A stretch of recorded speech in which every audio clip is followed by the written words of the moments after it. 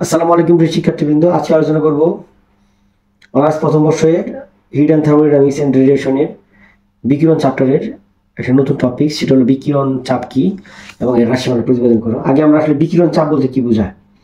সাধারণত বিকীর্ণ তাপ শক্তি যদি কোনো বস্তুর উপর আপতিত হয় এবং ওই তাপ বা ওই বিকীর্ণ তাপ শক্তি যে চাপ প্রয়োগ করে তাকে বলা বিকীর্ণ চাপ বলা হয়। তাহলে বিকীর্ণ তাপ শক্তি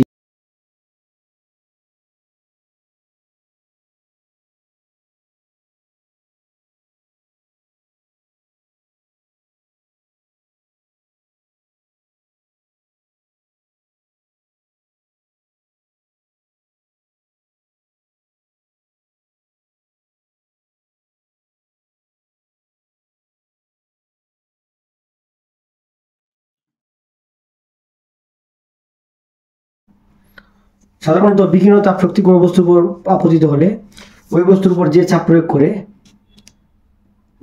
করে তাকে বলা বিকিরণ চাপ বলে। কোয়ান্টাম থিওরি অনুযায়ী বা কোয়ান্টাম তত্ত্ব অনুসারে বিকীর্ণ তাপ শক্তি অসংখ্য ভরহীন ক্ষুদ্র কণার সমন্বয়ে গঠিত হয়, যেটাকে আমরা ফোটন নামে ফোটন নামে চিনি। এবং এই বিকীর্ণ তাপ শক্তির কম্পাঙ্ক যদি এফ দ্বারা প্রকাশ করা হয় তাহলে ফোটনের যে শক্তি পাওয়া যায় সেটা হলো E=hf।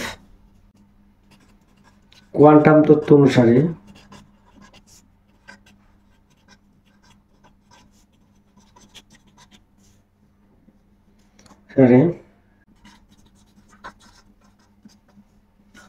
বিকীর্ণ তাপ শক্তি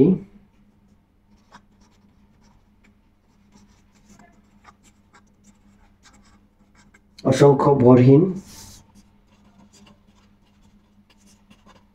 ক্ষুদ্র কণিকা নিয়ে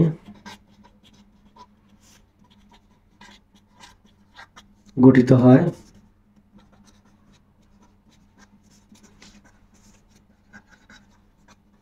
তাদেরকে ফোটন বলে।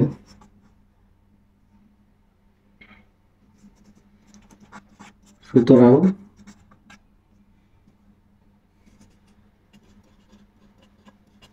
ফোটন কণার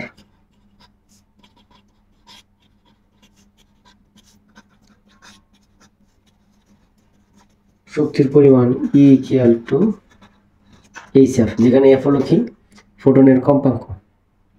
আবার আমরা গতিশীল ফোটনের ভর আইনস্টাইনের এই ভর শক্তির সমীকরণ অনুযায়ী আমরা লিখতে পারি আইনস্টাইনের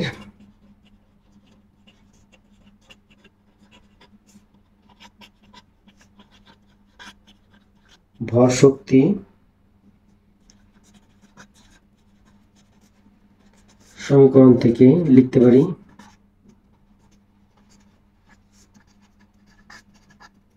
E=mc²। এটা হলো 1 নম্বর সমীকরণ এবং এটা হলো 2 নম্বর সমীকরণ। 1 ও 2 নং থেকে পাই hf=mc², mc=hf/c।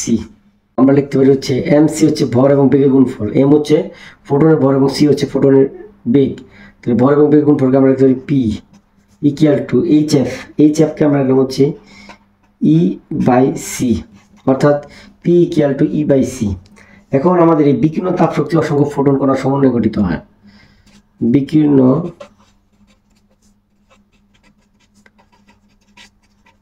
তাপ শক্তি অসংখ্য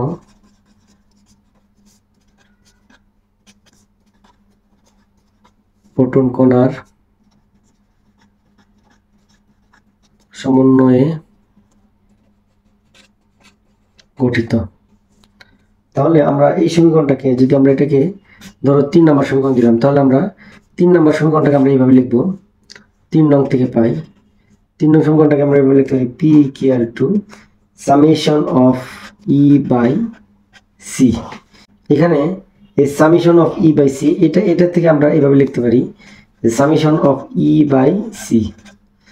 এখানে এই সামেশন অফ E হলো একক ক্ষেত্রফলে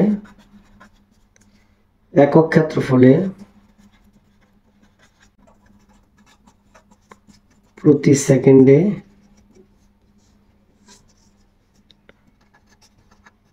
লম্বভাবে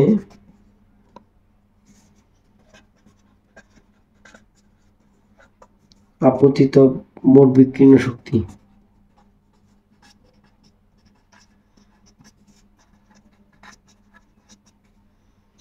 মোট বিকীর্ণ শক্তি summation of E equal to একক ক্ষেত্রফলে প্রতি সেকেন্ডে লম্বভাবে আপতিত মোট বিকীর্ণ শক্তি। তাহলে এইটাকে আমরা সামেশন অফ ই কে আমরা ফাইনালি আমরা ই দিয়ে লিখলাম। তাহলে এই ই ইকুয়ালটা আমরা কি লিখতে পারি?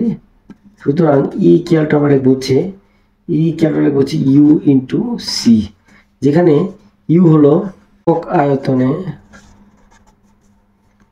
বিকীর্ণ শক্তি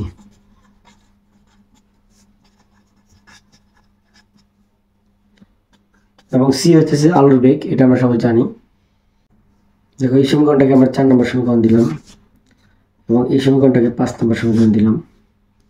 তাহলে 4 নম্বর সমীকরণে আমরা ই এর মানটা বসিয়ে দিই।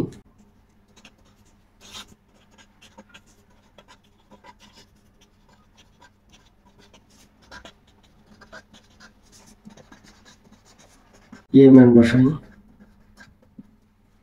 সুতরাং P equal to U C by C, তাহলে সি সি কাটলে সুতরাং P equal to by U. এটা মানে হচ্ছে ভরবেগের সম্পূর্ণ অংশই বস্তু কর্তৃক শোষিত হয়।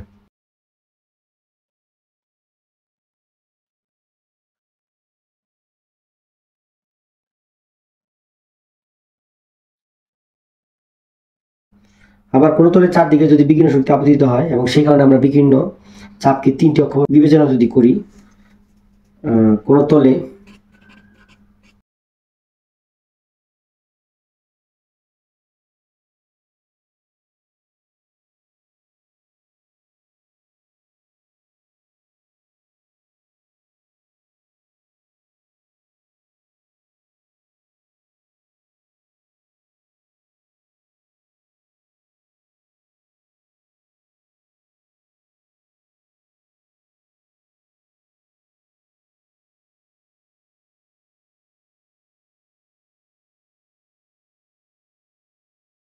দেখো এখানে বলা হয়েছে যে কোনো তলের চারদিকে যদি বিকীর্ণ শক্তি আপতিত হয় এবং এই বিকিরণ চাপকে আমরা 3টি অক্ষ বরাবর যদি লম্ব বিভাজিত করি, তাহলে পি ইকুয়াল টু 1/3 ইউ পাই। তাহলে এইটা হলো বিকিরণ চাপের রাশিমালা।